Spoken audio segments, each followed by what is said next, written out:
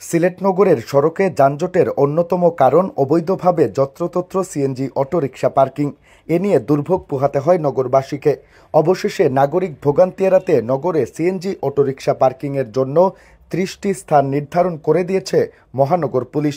সোমবার রাতে সিলেট মহানগর পুলিশের পক্ষ থেকে প্রেরিত এক বিজ্ঞপ্তিতে এই তথ্য জানানো হয়।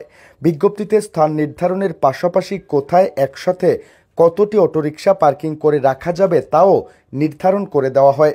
এসএমপির অতিরিক্ত উপ পুলিশ কমিশনার মোহাম্মদ সাইফুল ইসলাম স্বাক্ষরিত এই বিজ্ঞপ্তিতে বলা হয়, এত দ্বারা সর্বসাধারণের অবগতির জন্য জানানো যাচ্ছে যে সিলেট মহানগর এলাকায় সিএনজি চালিত 3 হুইলার নিম্নবর্ণিত 30টি স্ট্যান্ড ব্যতীত অন্য কোনো স্থানে অবৈধভাবে পার্কিং করা যাবে না।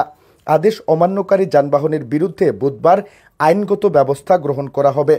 অনুমোদিত স্ট্যান্ডের তালিকা হলো Ambarkhana, Tilagarh point, Madina market, Pathantula, Bandarbazar court point, Temukhi, Tuker Bazar, Bhatkhola, Keane Bridge, Babna point, Kadamtali, মুক্তিযোদ্ধা পয়েন্ট, হুমায়ুন রশিদ চত্বর, সামাদ চত্বর, শেখঘাট, জিতু মিয়ার পয়েন্ট, রিকাবি বাজার পয়েন্ট, শাহপুরান মাজার গেট, মেজরটিলা, ইসলামপুর বাজার, বালুচর পয়েন্ট, এমসি কলেজ, ছাত্রাবাস সংলগ্ন উত্তর কুশিঘাট, ওসমানী মেডিকেল কলেজ হাসপাতাল গেট, ধোপা দিঘির পার, এমএজি ওসমানী শিশু park, Kajitula Bazar, jail road point, Shahi Eidgah point, Kadamtali overbridge, Bhatkhola, Chandipul, Sreerampur, Jalalabad gas office সংলগ্ন মেন্দিবাগ, সিসিক 28 নং ওয়ার্ডের মকন দোকান বাজার, শিববাড়ি বাজার।